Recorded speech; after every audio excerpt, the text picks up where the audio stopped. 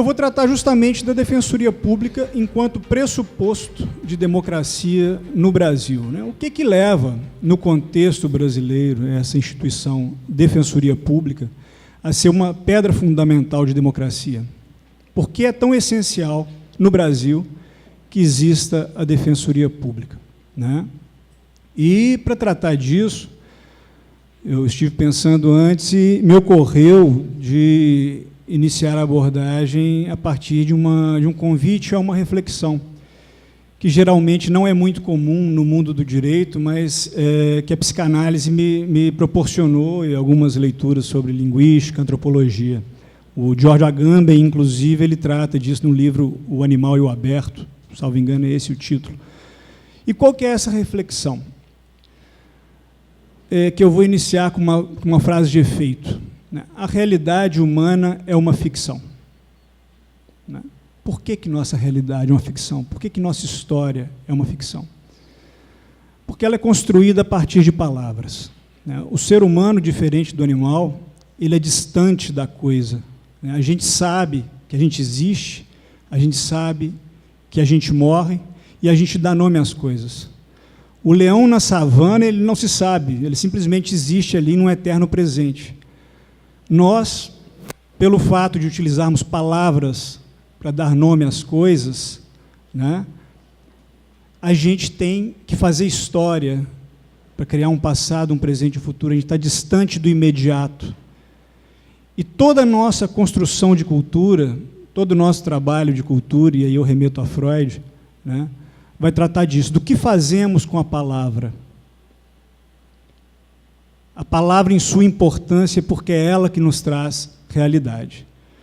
Não à toa, né, a filósofa Hannah Arendt ela vai dizer o seguinte, mais ou menos isso: o fato de existirem pessoas que veem o que vemos e que ouvem o que ouvimos nos garante realidade. Então, é a alteridade, o outro, que também conversa, que também fala, que vai garantir realidade às nossas vidas. E essa realidade, portanto, ela exige muitos pactos, né? Um pacto que está implícito no contexto. Então, se não houver limite à interpretação e à abertura significante das palavras, o que a gente tem é uma verdadeira surrealidade ou uma verdadeira irrealidade. Então, para que eu interprete o texto, o entendimento quanto ao contexto é sempre essencial, porque vai ser esse contexto que vai me dar o limite de interpretação ou de abertura significante. É a partir desse contexto que todos nós aqui sabemos o que é um gato e o que é um elefante, né? Que aquilo é uma parede, que é branca. Ou seja, toda a nossa realidade, toda a nossa história está amarrada ao uso da palavra e aos limites desse uso da palavra. Gato não pode significar qualquer coisa, assim como elefante não pode significar qualquer coisa. E assim, a partir dessas diferenças, nós vamos trabalhando e construindo a cultura. E por que isso é importante hoje? Porque o direito, né, assim como, né, todas as regras desse edifício simbólico que a gente chama de cultura, ele é feito de palavra. O direito, basicamente, nada mais é do que palavra. E, especialmente no direito, essas palavras elas não podem ser interpretadas, né, segundo queira o intérprete. Elas dependem de um contexto, de um marco significante. E, no caso do Brasil, né, da cultura ocidental, via de regra, esse marco significante vai ser a Constituição. E por que é importante trazer essa reflexão, como introdução a uma fala, num congresso de defensoria pública, né? Porque a gente está vivendo um contexto em que a Constituição está sendo absolutamente maltratada, né? A lei está sendo interpretada conforme queira o hermeneuta, o intérprete, conforme deseje. Então, se eu faço isso, eu quebro a principal função da lei, que é nos unir em torno de regras comuns. Se a interpretação se dá conforme deseja o intérprete, o que eu tenho é o quê? É o poder do mais forte, daquele que é investido do poder de interpretar a lei, valendo sobre os outros. Por fim, eu tenho o quê? Eu tenho a quebra do laço social e a preponderância de determinadas pessoas, uma minoria, sobre todos os demais. E aí surgem duas perguntas, né? A gente tem nesse contexto aí uma questão que o Robert Dahl tratava já para falar de democracia, e que o Lênio vira e mexe resgata, que é a questão do Humpty Dumpty em Alice através do espelho. Lênio, quando eu falo Lênio Streck, né? Eu não sei se eu vou saber explicar para quem não conhece a passagem, mas é mais ou menos o seguinte: Alice encontra com Humpty Dumpty e ele diz uma coisa para ela, por exemplo, transpondo para a nossa fala aqui: esse gato é um elefante, pegando o exemplo que eu inclusive retirei de um livro da Marília Morim ontem. Aí a Alice fala: não, mas um gato é um gato, ele não é um elefante. A gente não pode dar o nome segundo a gente queira. Como assim? Aí o Humpty Dumpty diz, é mais ou menos isso: depende de quem manda. Então, se quem manda passar, ou passa, a dar significação para as palavras, independentemente do que elas realmente significam segundo o contexto, aí sim ele vai ter o domínio sobre nossa própria realidade. Puxando o fio do começo de minha fala. Porque quem tem o domínio sobre a palavra, sendo a palavra a base de nossa realidade, tem o domínio sobre nossa própria realidade. E aí vem as perguntas essenciais de que eu falei. Convocada a reflexão introdutória, quais são essas duas perguntas? Por que essa questão, e essa quebra de regras é mais tranquila no Brasil? Eu imagino que essa interpretação como queira o intérprete, ela não é tão simples como se passa aqui, nos países de cultura mais antiga, digamos assim. A reforma trabalhista como aqui feito não aconteceria na França, eles colocariam fogo no país, ou na Alemanha, mas aqui acontece. Por que toda essa facilidade justo no Brasil? Feita essa pergunta, surge uma segunda. Diante dessas circunstâncias, por que a Defensoria Pública emerge como uma instituição fundamental à consolidação e até mesmo à fundação de uma democracia no Brasil?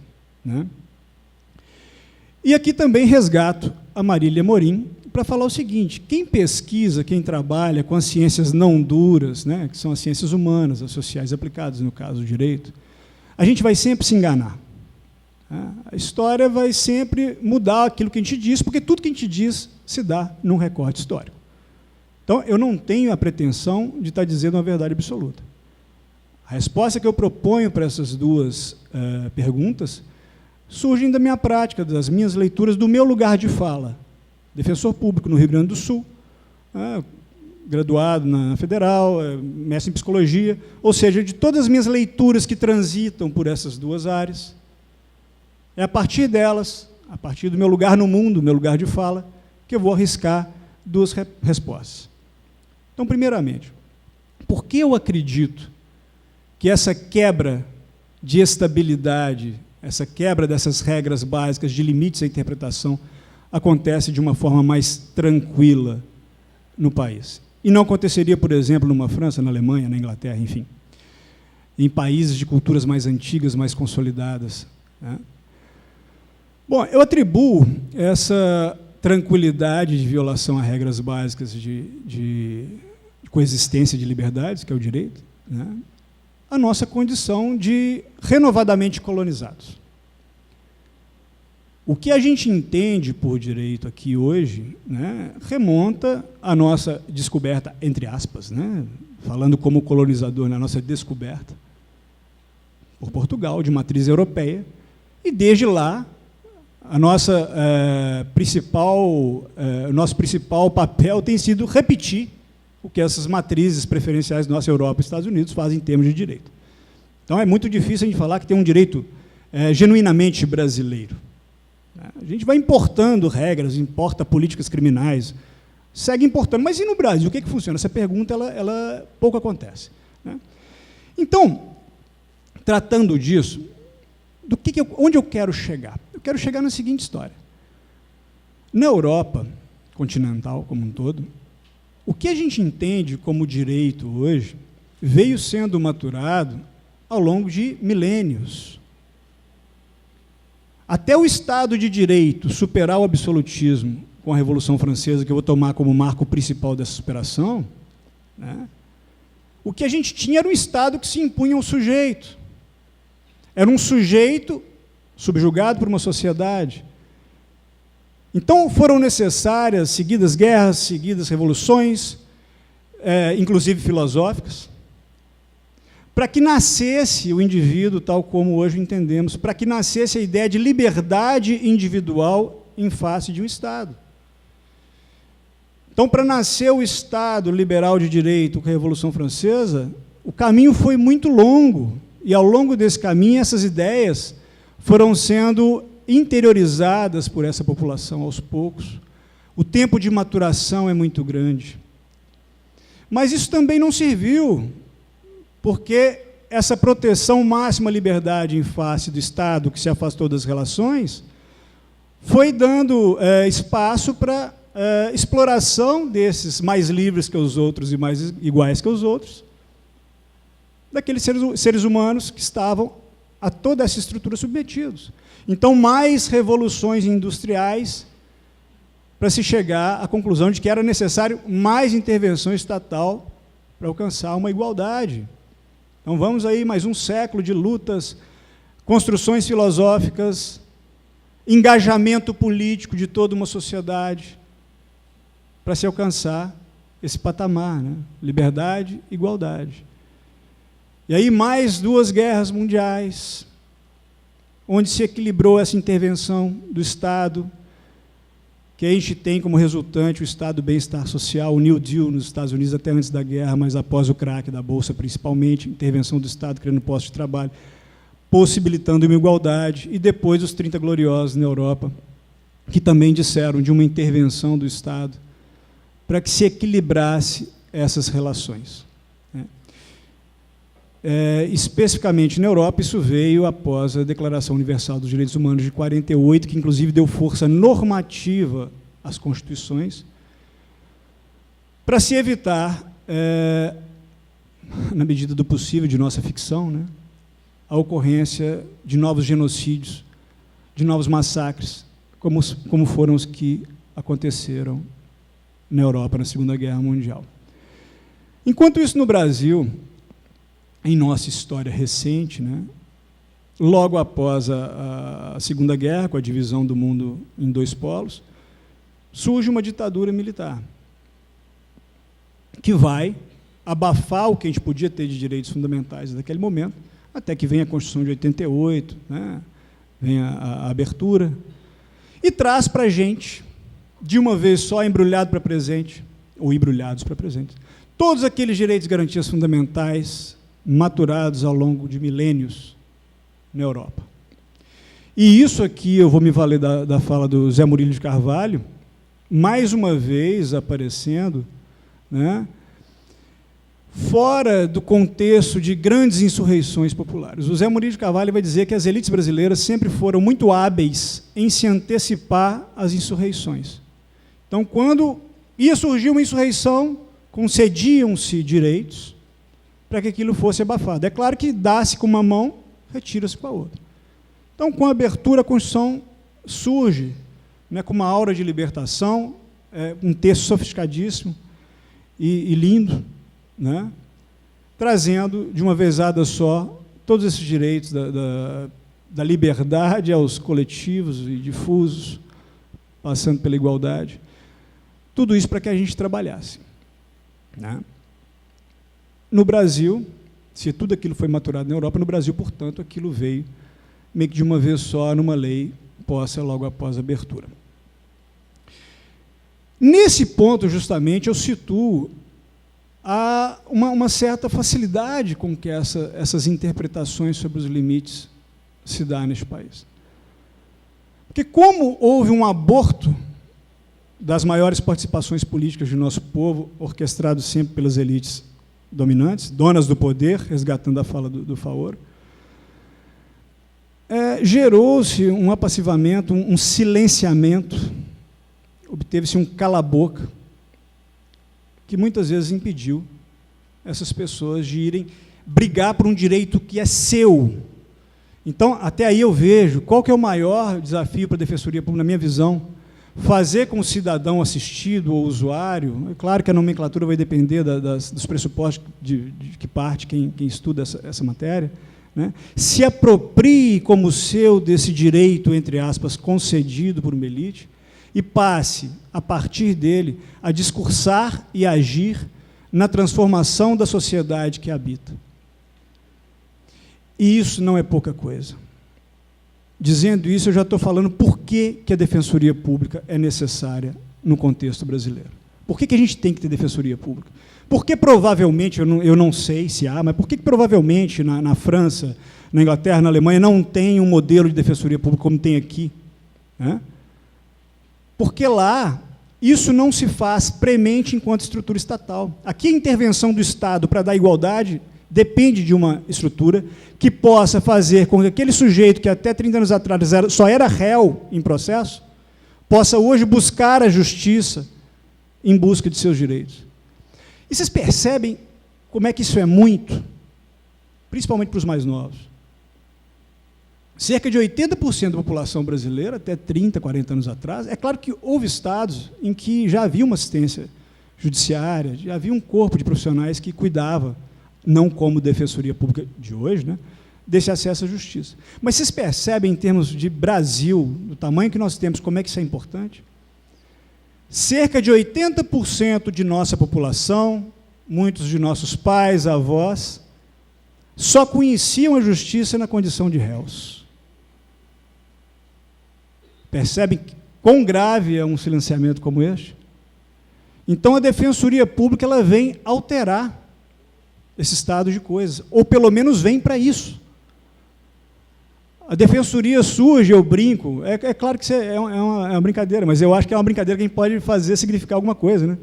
Que ela surge na Constituição de 88 quase como um ato falho, ou a deixar acontecer a Defensoria Pública. Né? Uma instituição que pode revolucionar todo esse mecanismo de poder que está aí posto. Só que a gente tem que fazer valer isso. A gente não pode se entregar como um mecanismo desse sistema injusto posto. A gente tem que resistir. E eu acho que hoje, principalmente, é hora de falar de resistência.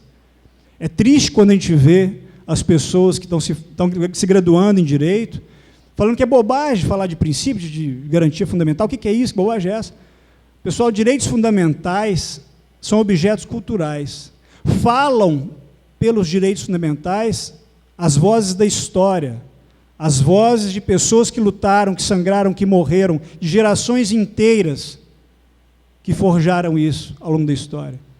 Então, não é justo, não é legítimo que hoje, não é confortável de jeito nenhum ouvir alguém falando que princípio não serve para nada. Como assim? Que ignorância é essa? A gente não pode ser satisfeito da própria ignorância. Todos nós, em alguma medida, temos nossas ignorâncias, óbvio, ninguém sabe tudo. Né? Mas a gente não pode ser orgulhoso disso. A gente não pode bater no peito para falar que princípio não serve para nada. A história diz que serve para muita coisa, que é importante. E toda vez que essa crença, que princípios, garantias fundamentais não serviam para nada, prosperou, o que a gente teve foi barbárie. Né? Foi o Estado cedendo à horda, a civilização cedendo à barbárie. E a Defensoria Pública hoje, principalmente, para além de suas atividades, seu papel ativo na transformação da sociedade brasileira, ela tem o papel de resistir. Resistir a tudo isso que se passa. Tudo isso o quê? A interpretação da palavra lei como querem, ou ao arbítrio, muitas vezes, de quem a interpreta. Isso é muito grave, porque é a nossa realidade jurídica que se perde nesse movimento. Não sei se muitos aqui comungam disso comigo, mas quando eu vejo as notícias nos jornais, quando eu vejo o que se passa, a minha sensação é de irrealidade. Como assim isso está acontecendo? Como isso é dito sem vergonha nenhuma? Como não se duvida, e eu acho isso muito grave, o que se orquestra hoje, quem está como protagonista disso, não duvida, não para um segundo para duvidar. Se isso vai, o que vai trazer isso de consequência para a própria imagem dele até? Será que, e aqui eu vou pôr uma indagação, tá? Porque, como eu disse, eu posso estar redondamente enganado. Acho que não, mas é do meu lugar de fala. Mas a pessoa não se questionar, será que eu posso passar para a história? Como alguém que rasgou isso tudo?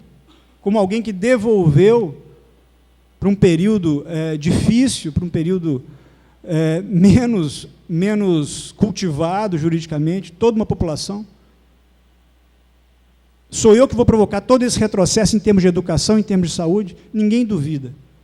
E aqui a gente tem que impor a dúvida, pelo menos trazer a dúvida, essa é a nossa função. Daí porque ser tão necessário, num país como o Brasil, tecido sobre desigualdades, sobre a escravidão atualizada em cárceres, em favelas. O Zacconi fala isso muito bem, né? O que são nossas favelas e nossos cárceres, se não a atualização daquela escravidão que está ali atrás na história? Isso não é pouco, a gente tem que se indignar com isso, a gente tem que se arrepiar com isso. Porque a gente, defensores públicos, estudantes que estão aqui, né, criando convicções, né, a gente tem que pensar nisso, pelo menos, a gente tem que duvidar. Qual que é nosso papel enquanto sociedade para transformar isso? O da Defensoria é muito claro. Pode começar pela resistência e partir para a atividade também. Se pensar enquanto Defensoria Pública, enquanto instituição inserida nesse contexto, né? Construir seus textos inspirados nesse contexto, digamos assim. E é para isso que a gente está aqui, para pensar a Defensoria Pública nesse lugar, ou se não for nesse lugar, em outro lugar, mas que seja pensado, que a gente não seja meros repetidores de um sintoma que nos acompanha há tanto tempo. Porque essa desigualdade, esse anseio pelo pai forte, acaba sendo um sintoma, que nos retorna de tempos em tempos, porque a gente não quer ser autônomo. Porque quem é autônomo, quem é cidadão independente, quem é emancipado enquanto sujeito, não precisa de pai forte. Quem é cidadão tem autonomia. Autônomos é a capacidade de se autoimpor as próprias normas, segundo aquelas que a sociedade estabeleça. Então, se a gente tem todo esse clamor por um pai forte, é sinal de que a gente tem pouca cidadania, a gente tem pouca autonomia. E que é ainda mais preciso mudar isso, então. Para isso, existe a Defensoria Pública, por isso, a Defensoria Pública é pressuposto de democracia no contexto brasileiro. Uma democracia que até agora a gente só viu arremedo, justamente porque ainda não tivemos essa construção de uma cidadania de fato emancipada, de um sujeito autônomo, de um sujeito que vá brigar pelos seus direitos na rua e não vai esperar passivamente pelo que possa lhe ser dado pelo pai forte, pela elite. Porque o que é dado é tomado com a mesma facilidade. Vide reforma trabalhista, como foi feita. Se havia necessidade de reformas, não vou nem entrar no mérito. Mas como foi feito, parece que só tem empresário no Brasil, né? Todo mundo é empresário agora. Ninguém precisa de garantia previdenciária. E todos os mecanismos perversos que isso vai movimentando, né? Porque a reforma trabalhista, como foi feita, inviabiliza a Previdência e justifica o argumento que a elite está usando para a reforma previdenciária. Então, a gente tem que ter essa visão que supera o próprio direito. Tem que reconhecer os limites do próprio direito. Chegando aqui, eu vi no vídeo que passava que vocês também já têm um projeto sobre conciliação. Para mim, é uma das áreas que a Defensoria Pública tem que investir com muita força. Por quê? Porque na conciliação há um resgate do conflito em seu potencial democrático e sua devolução para o sujeito. Toma que o conflito é teu, né? Assuma junto comigo, que vou assisti-lo, acompanhá-lo nessa trajetória jurídica, assuma as responsabilidades pela solução disso. Junto com outra parte, no diálogo. O que isso evita? Evita a terceirização do conflito pelo Estado juiz. E, ao mesmo tempo, evita o apassivamento do sujeito. Porque ele, estando engajado naquela solução, ele não vai poder simplesmente depositar o conflito e a responsabilidade por sua solução ou não solução no terceiro Estado, no terceiro pai forte. Ou seja, se ele está participando da solução, além de ser um sujeito ativo naquele diálogo, ele não vai poder falar ao final que a culpa é da defensoria, que a culpa é do advogado, que a culpa é do juiz, que a culpa é do promotor. Discurso que nós, enquanto defensores públicos, estamos muito acostumados a ouvir. Né? Então, para mim, se o juiz tem a caneta, tem o poder da decisão, se o Ministério Público tem a denúncia, a gente, por outro lado, a gente tem essa penetração em cerca de 80% da população brasileira e a capacidade de chamá-los para participação politicamente ativa de seus próprios conflitos. Temos o resgate, repito, do conflito em seu potencial democrático. O que é democracia, se não o acolhimento de conflitos? É na democracia que os conflitos podem emergir. E ali se pressupõe o diálogo das partes para solucioná-las, porque é na democracia que as partes têm vozes e vez para poder participar dessa solução. Então, para mim, em termos de defensoria pública, essa talvez seja a nossa maior carta na manga. A gente chamar para junto da gente a população, para conseguir soluções mais céleres e mais adequadas à sua realidade. E por que eu falo isso? Outra coisa que a gente raramente para pensar. Quem faz o direito? É o nosso assistido ou é a elite? Claro que é a elite. Então, o direito que a elite faz, geralmente, não é adequado para o nosso assistido. Né? Suponhamos que, numa ação de solução de união estável, o patrimônio a partilhar é uma edificação em área verde, numa ocupação. Né? É comum para vocês isso? Para quem é defensor aqui? É o mais comum. Geralmente, o nosso público assistido, eles não têm patrimônio regularizado. Há vezes em que sequer tem a existência jurídica formalizada, muitas vezes não tem uma certidão de nascimento. Vocês percebem a gravidade disso? O direito dá conta desses problemas? Uma sentença vai ser útil para esse cidadão? 50% dessa edificação na área verde para um, 50% para outro. De que vai servir isso? Prega na parede, admira, reza para ela, mas não vai te resolver a vida. Né? Então a gente vê o direito e o Estado e o juiz insuficientes para resolver esse problema. Daí a gente ter que chamar esse cidadão à responsabilidade. Né? Olha, se não houver um acordo ou uma solução próxima disso, o direito não vai te dar a solução para o problema. Porque a gente vive também numa época que é o seguinte, né? O direito é uma lâmpada mágica. Sociedade de consumo, direito de consumo. Lâmpada mágica. Esfrego aqui, sai o resultado. Não é assim. O direito, enquanto palavra que é, ele não se transforma em realidade só de eu esfregar a lâmpada. O que agora me ocorre aqui é até um pensamento do Zaffaroni, que, salvo engano, está em busca das penas perdidas, tratando aí do legislador penal latino-americano, que ele vai falar que o legislador penal latino-americano é como um caçador paleolítico, que desenha a presa na parede da caverna para pegá-la lá fora. Né? Então, a gente com direito é mais ou menos isso. A gente acha que uma sentença judicial me assegurar aquele direito que lá fora ele está pronto para mim. E não é assim. A nossa realidade demonstra que não é assim. Então, a gente tem que buscar, sim, a gente tem que pensar, enquanto defensoria pública, em como dar efetividade a esses direitos, né, segundo a realidade de nosso público assistido. E, para isso, a gente tem que pensar qual é a realidade do nosso público assistido. Porque preocupante também, defensores, nós promotores, nós juízes, né, que geralmente os aprovados em concursos públicos, eles não são advindos dessa classe cuja realidade nós trabalhamos com ela todo dia. Então, um exercício de empatia. Será que essa sentença, será que o litígio vai resolver? Não. O acordo seria melhor? Talvez fosse. Não é excelente? Não. Mas abre-se mão de uma coisa, garante-se outra, e menos mal no final. Mesmo porque não há perfeição. Né? Então, tudo isso tem que ser pensado por nós. E também, quanto a isso, é sempre bem ilustrativo pensar. Estava em Manaus uma vez, num congresso da Defensoria de Amazonas, e o Luiz Carlos Valois falando de como é necessário esse choque de realidade e essa empatia, para que a gente trabalhe segundo a realidade dos jurisdicionados, do nosso público assistido. Ele tratando que estava numa audiência, aí um sujeito, uma audiência de homicídio ou tentativa de homicídio, o cara começou a narrar a briga, doutor, estávamos na casa de A, começamos a brigar, ele pegou uma faca, tentou me acertar. Aí na casa de B eu consegui tomar a faca. Já na casa de C, eu esfaqueei ele.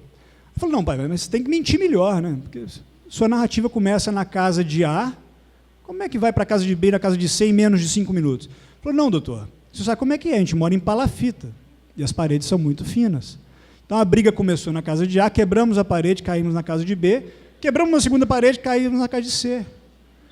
Aí ele pensou, pô, eu que fui criado, bem alimentado, com amor de pai e mãe, qual que é a minha legitimidade para julgar isso aí? E essa dúvida tem que nos acompanhar, para que a gente sempre duvide, para que a gente sempre tente achar onde podemos melhorar, em que podemos melhorar. É claro que vamos errar nesse caminho, mas a dúvida tem que nos acompanhar. Porque eu acredito que em todo sistema de justiça, que geralmente o direito é feito para conservar, também a gente tem que ser real, né? Não dá para ser mais realista que o rei. Nós somos aquela instituição que tem o potencial, tem a abertura significante para transformar. Então nós temos que tentar revolucionar esse sistema de dentro dele próprio e achar mecanismos para isso. Daí eu pensar que a nossa atuação ela não pode ser limitada ao que a gente entende por advocacia. A gente tem que se pensar enquanto defensoria pública. E qual que é nosso papel nessa sociedade brasileira, sociedade regida por desigualdades, sociedade que se estampa como desigualdades, por desigualdades. Outra coisa que a gente imerso no problema, a gente não repara. Se a gente vai para um lugar que tem um transporte público bom, a gente percebe que o juiz de direito, o operário, né, todas as classes, basicamente, a não ser que sejam empresários riquíssimos, vão utilizar os mesmos serviços, vão frequentar as mesmas estradas, muitas vezes vão depender da mesma saúde, frequentar as mesmas escolas, morar nos mesmos bairros. Isso traz para essas pessoas problemas comuns. Sendo que no Brasil esse distanciamento é tão grande que o juiz, o defensor ou o promotor nunca vão usar o mesmo transporte público, aquele problema passa a não ser dele. Então é outra situação que nós temos que pensar, até que ponto nós temos condição de vivenciar esses problemas. A gente tem que tirar a bunda do gabinete e, na medida do possível, ir acompanhar o que está acontecendo no presídio, o que está acontecendo no bairro pobre, o que está acontecendo nas clínicas de internação, nos manicômios, onde é que eles ainda resistem, e não são poucos os lugares. Tudo isso é importante. A nossa atuação, eu diria, em termos de sistema de justiça, é aquela que pode transformar o Brasil. E a gente tem que tomar consciência e se responsabilizar por isso. Errar, todos vamos errar. A gente vai errar a análise, a gente vai errar o cálculo, mas a gente não pode se omitir nesse momento. O que a gente não pode ter é omissão. E a minha fala aqui visa isso. Tentar pôr fogo nessa questão. A gente não pode se omitir nesse momento. E é um momento crítico. Então, já caminhando para o fim, o que eu quero fazer aqui? O que eu vim fazer aqui? Eu vim compartilhar angústias e sonhos com os senhores e senhoras. Que a gente não pode deixar de ser angustiado, a gente não pode se paralisar pelas angústias, mas a gente não pode deixar de ser angustiado. A realidade brasileira com a qual a gente lida todo dia tem que morder, ela tem que nos morder e fazer faltar, para que a gente possa correr atrás daquilo que possa amenizar todos esses efeitos históricos, para que a gente não deixe que isso se repita, que nossos filhos, nossos netos experimentem todo esse caos que a gente vivencia no Brasil, em todos os sentidos, em que um pai forte é sempre conclamado ao menor estremecimento que a gente verifique para resolver os nossos problemas. Mas e nós? E esses 80% da população, a gente tem que chamar esse pessoal para participar dessa democracia, senão a gente não vai ter democracia nunca. Então, meu principal papel aqui hoje, creio, é compartilhar angústias e sonhos. E nesse percurso eu me autorizo a ler um trecho do artigo do qual eu parti, escrito em 2015, para poder fazer essa fala para os senhores e senhoras. Eu venho aqui compartilhar o sonho como uma defensoria pública que se saiba diferente das demais instituições e funções essenciais do sistema de justiça, e que assim se mostre capaz de fazer valer toda a fertilidade dessa diferença. Só na diferença, na alteridade, eu tenho espaço para o nascimento. Só a diferença traz fertilidade. Lançando novos olhares e buscando novas soluções para os históricos problemas e as cristalizadas desigualdades que constituem o que é o Brasil. Enfim e simplesmente, sonho com ou trata-se de uma defensoria pública que se reconheça e que seja reconhecida como essencial à construção de um Brasil melhor, sabendo-se que, se assim é e se assim for, já estaremos alguns passos adiantados na marcha sem chegada, que tem por horizonte a conquista substancial de direitos e da autonomia cidadã no trabalho de construção de uma verdadeira democracia. Então, eu venho aqui para dizer o seguinte: nós somos defensores e temos responsabilidades hercúleas, mas o que a gente não pode jamais fazer é abdicar desse lugar, é se omitir quanto às responsabilidades que nos acompanham. A gente não pode jamais deixar de pensar, refletir a sociedade em que desempenhamos nossas atribuições. A gente não pode deixar jamais de falar sobre defensoria pública. E nunca foi tão preciso falar de defensoria pública, nunca foi tão preciso falar de desigualdade de sociedade brasileira, de nossas fontes, porque a gente corre o risco iminente de perder grandes avanços. E também me pergunto até que ponto a gente mesmo não estaria ameaçado nessa levada. Tá? Então, pensemos a respeito, agradeço profundamente a atenção dos senhores. Tá? Muito obrigado por estar aqui com vocês, um grande abraço.